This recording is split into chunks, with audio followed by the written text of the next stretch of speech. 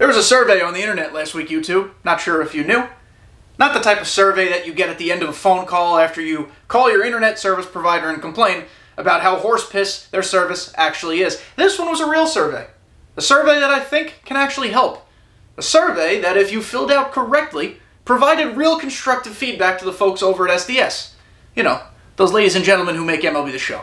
SDS might not always act on the feedback, right? I think we can be honest about that. Listening to feedback, acting on feedback, polar opposites. Very different things, but it's still important to voice your opinion, or in this case, type out your opinion. Because change can't happen unless we formulate cohesive thoughts. SDS listens when it's not just keyboard warriors yelling at them on the internet or screaming at their social media admin, who, by the way, has nothing to do with the creation of the game. But either way, I still think there's a better way to go about this. And that's why I have created my own survey that if I were SDS, I would pose to the community. This is how we get answers. It's a short survey. 7 questions I've concocted that I think can get to the root of making this game better. So without further ado, I'm going to throw you the survey right now. Like and subscribe, by the way, and also feel free to answer all or some or none of the questions in the comments, but leave a comment anyway. It helps with the algorithm. We start with a banger. Right up front, we're hitting with question 1. Are you enjoying the game? This is a simple yes or no question. It is binary. It is black, it is white, you pick one, and that's your answer. This might be easy for some of you, this might be harder for others. Ones who maybe enjoy this but don't like this, or wish things were different here and there. It might be splitting hairs. But I think SDS needs to understand, is it yes, is it no? Are people enjoying this game? The reason, in my opinion, that it's important that it's a yes or no question is because SDS and a lot of major companies, pretty much every major company, ask their questions on this like 10-point scale of likely, very likely, less likely, maybe likely, potentially likely, me likey, you likey, Sue likey.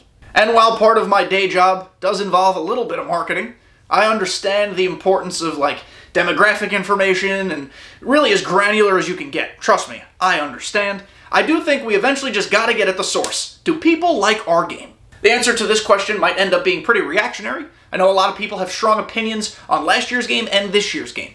And all those opinions, most of those opinions, are totally valid. Still, I think it's important that SDS sees what direction this poll goes. We start off simple, yes or no question, are you enjoying the game? Next up, I think SDS should poll the community about how many Kyle Schwarber cards they want this year. Last year, so many. Live Series, the BR Gold card, at least 2 99s. There might have been a 97. I don't know. There were so many cards of all types last year, specifically Kyle Schwarber. They've been pretty hesitant so far this year to give us more Kyle Schwarbers. I think they're finally getting the point. I meme their love of Kyle Schwarber on this channel constantly. Another reason to subscribe, by the way. But I do think SDS should read the room and get a pulse on how many repeat cards of certain players we actually want. With the sets and seasons, or now just seasons method, it certainly opens the door for duplicate cards, maybe duplicate 99s. In an ideal world, they'd be built differently each time, but still, as I'm running out of breath, gotta finish this thought. I think SDS should ask us how many cards of each guy we actually want. Like, there are multiple ways to do this, right? Within a seasons format. If seasons are going to continue on, I don't know. But within one isolated season, you could have an 87 of a guy, a 95 of a guy, and then a 99 of a guy. All within the span of 3 months or 2 months, whatever it is, you can have 3 versions of the same guy, power creeping up to the top one. Or you could flip it, reverse it like Uno, do it completely differently. In Season 1, say you get the 89, Season 2 you get the 95, and then Season 3 you finally get the juicy 99. You space out the power creep. I don't know which way I want it, I don't know which way you want it. But either way, they gotta give us a goddamn answer to this question.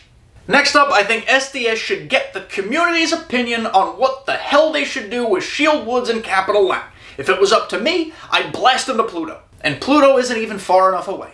I'd blast them out of the multiverse, or something farther. As far as infinity can reach, that's where I want them to go, maybe even past it. I feel as if there are very few people who are actually indifferent on Shield and Capital Lang. You either have a strong opinion in favor of using them, you think it rewards your swings, it doesn't, it rewards worse swings, or, like me, you absolutely despise them, because every game is a nightmare. Talk about ruining skill level and power balance. The worst player on the planet we call Earth can compete with the top player at Shield Woods, because all you have to do is yawn, and the ball goes 500 feet. That to me is not fun. That's not how it should be. The irony about these stadiums, these fields, is that a few years ago, SDS nerfed Ship It to make it less of a launching pad. So what did they do? They added these jabronis. And Laughing Mountain still exists. It's just really inconsistent philosophy. I don't know what they're trying to do here. Getting back to a more serious note, question number 4 should be very simple, yet very nuanced. Why do you, the user, play the game? That's it. It's really that simple of a question that SDS needs to ask. I forgot to put the number in the corner. There we go. The answers to this question have the potential to be super impactful and really add a lot of knowledge to what SDS is doing. Some people will have answers that I want to prove that I'm the very best, like no one ever was. There will be people who like, I want to catch them all. This is turning into a Pokemon thing. There will be people who love franchise, who love Road to the Show, who love just baseball, who just want to create connections with their friends, family, parents, whatever. There will be millions of answers to this question.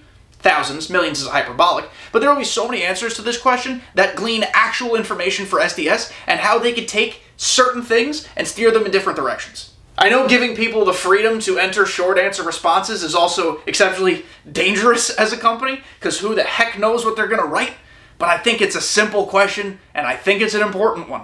I think it should be asked more. If you want the community to be happy, you should help them dictate very easy things to dictate. Like, hey, which new legends do you want next year? We'll see what we can do. Does it maybe take some surprise out of the whole thing when they reveal a Legends trailer? A marginal amount? Like, it can't take away that much. Like, I want to see people's answers. I want to see the variety of what people want in this game. I want to see the rando, one-off, mid-90s legends that had one great season and gave you a lasting memory that you'll never forget your entire life. Those are the types of people we should be adding to this game because it's what brings us back to what we fondly remember. Like, of course, we all want A-Rod, or most of us do. Garcia Parra would be fun. We want those big names, right? But there are always those little players who are instrumental to your team's success or instrumental to your fandom. Those are the people that SDS should go after. Absolutely. Who are some random legends that would make you thrilled to be in this game? If they made like 5 or 6 all-star teams, I don't want to hear their name. But if they were like random guys who had a couple great seasons in the mid-90s, 80s, whatever, those are the guys I want to hear about. If I'm SDS, I want to know what other games you play. And I don't just mean sports games. Everything. Do you play Spider-Man? Do you play Assassin's Creed? Do you play Call of Duty? Fortnite? Anything. I want to know the games that my player base is playing, because then I want to do research into those games and see if there is some oddball way to incorporate some of their best aspects into mine. Like, I know a sports game is very niche and kind of is confined to certain constraints. Like, that makes sense. You're not going to add, like, the This Dance thing, or whatever the fuck this is, into MLB The Show. Maybe that could be a home run celebration. At this point, Jorge Polanco does this when he hits a home run, so anything's possible. But you know what I mean? Maybe there's, like, a progression method or something that can be added into the game. Maybe there's a way to give different rewards for different situations, or something. Let's be creative, and I know they're capable of doing it, but let's steer them. Let's tell them what games we like. I totally tried to Gwitty, by the way.